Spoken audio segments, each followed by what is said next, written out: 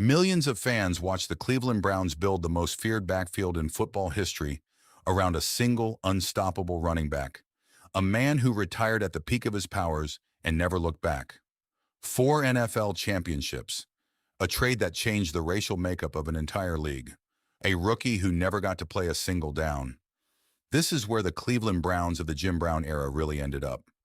One is the Heisman winner the Browns drafted to run alongside Jim Brown, whose backfield partnership never got to happen because his body failed him before his first professional game ever kicked off.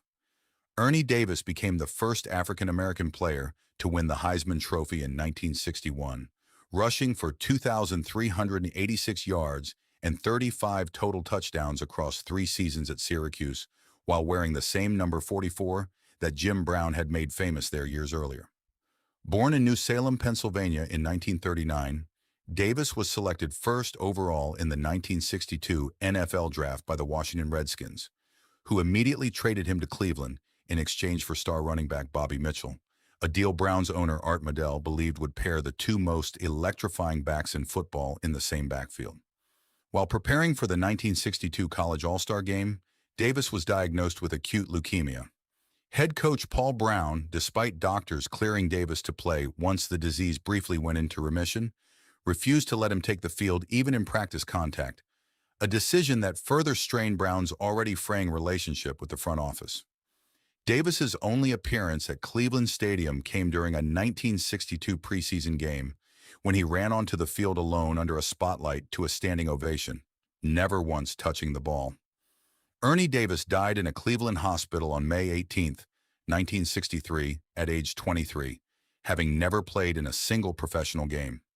Over 10,000 mourners attended his funeral in Elmira, New York, and both the United States House and Senate formally eulogized him.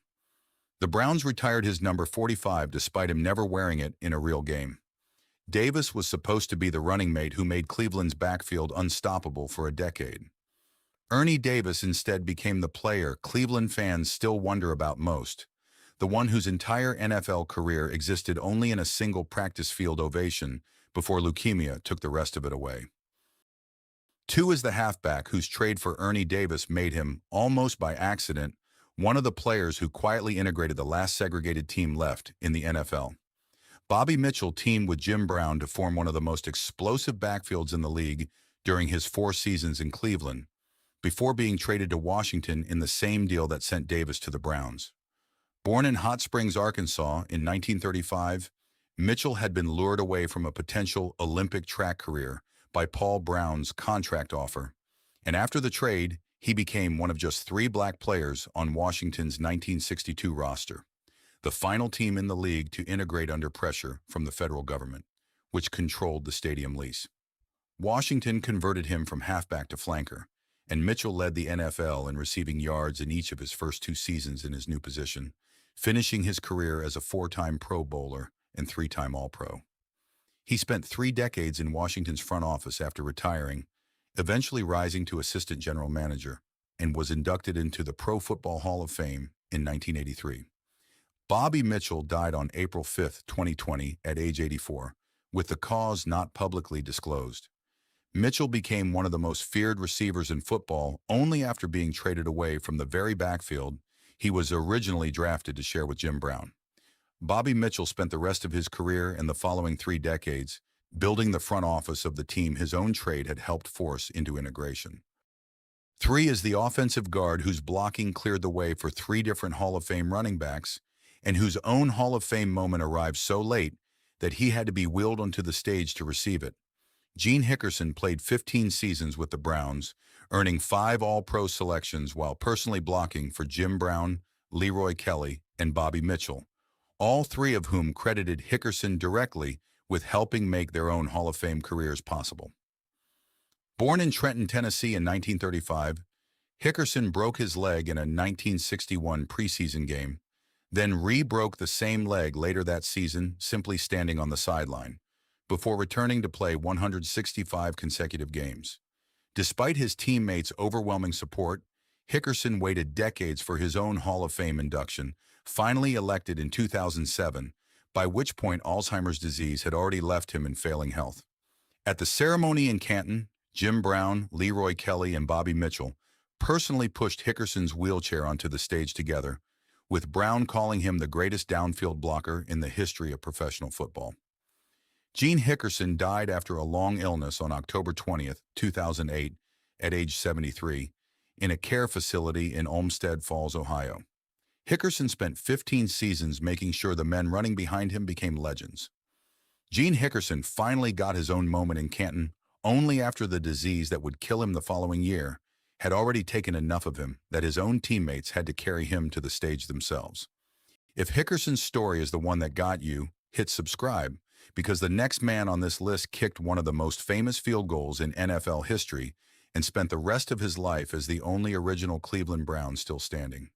4 is the kicker and offensive tackle whose game-winning field goal delivered Cleveland's first NFL championship, and who remained the last man standing from the franchise's very first roster. Lou Groza spent 21 seasons with the Browns, the longest tenure of any player in professional football at the time of his retirement, splitting his career between offensive tackle and place kicker and winning 4 AAFC titles plus 4 NFL championships along the way. Born in Martins Ferry, Ohio in 1924, Groza delivered his most famous moment in the final seconds of the 1950 NFL championship game, kicking a 16-yard field goal to beat the Los Angeles Rams 30-28 in Cleveland's very first NFL season, after years dominating the rival All-America Football Conference.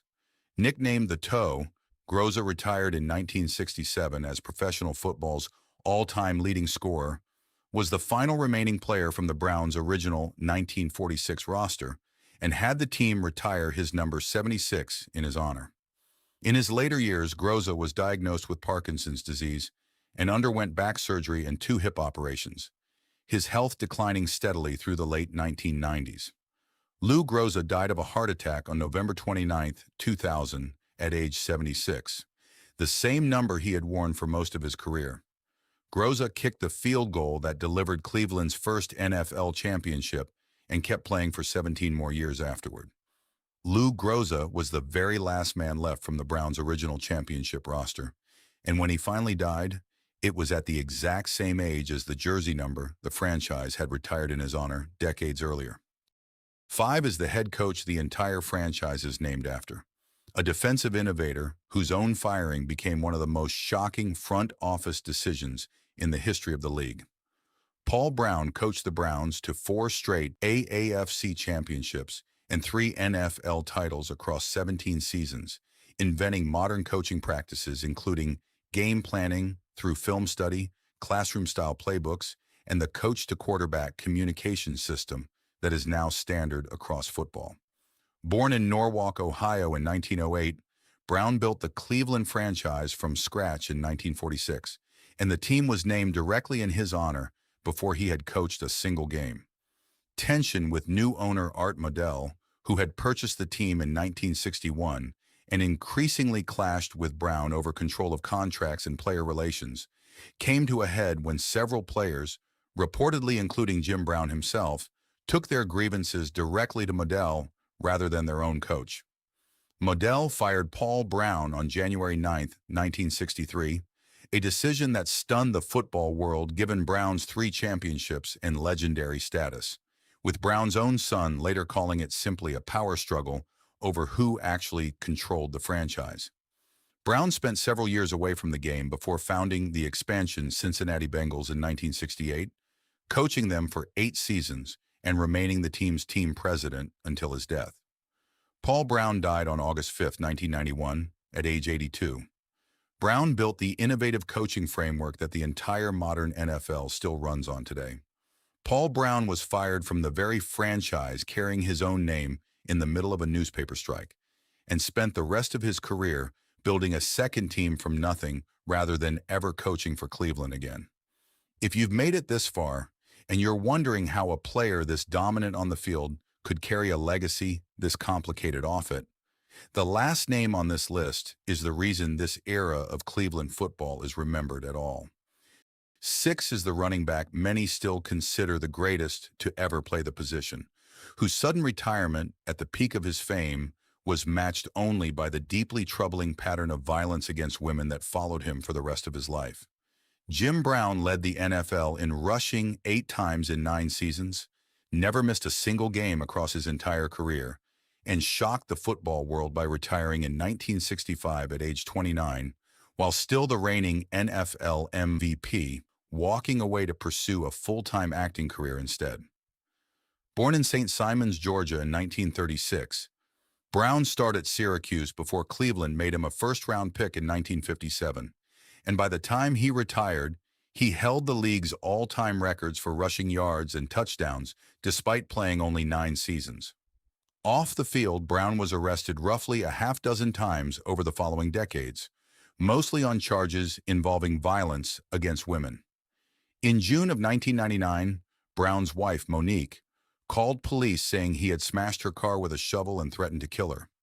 She recanted during the trial, and Brown was acquitted of the threat charge but convicted of misdemeanor vandalism, receiving a 6-month jail sentence after refusing court-ordered domestic violence counseling. Brown remained a prominent civil rights activist throughout his life, organizing the 1967 Cleveland Summit of Black Athletes in support of Muhammad Ali, and later worked with at-risk youth through a nonprofit he founded. Jim Brown died peacefully at his Los Angeles home on May 19, 2023, with Monique at his side at age 87. Brown authored the most dominant 9-season career in the history of professional football and never once missed a game doing it. Jim Brown spent the 6 decades after his playing days finished being remembered, simultaneously and inseparably, as one of the greatest athletes the sport has ever produced, and a man repeatedly accused of hurting the women closest to him. They rest now in an Elmira, New York cemetery for a 23-year-old who never got to play a single down, in a Cleveland care facility where Alzheimer's took a Hall of Fame lineman before his own honor could fully register, and in a Cincinnati stadium that still carries the name of a coach fired from the franchise that carries his own name. Jim Brown made it all the way to 87. His legacy split permanently between the football field and everything that happened once he left it.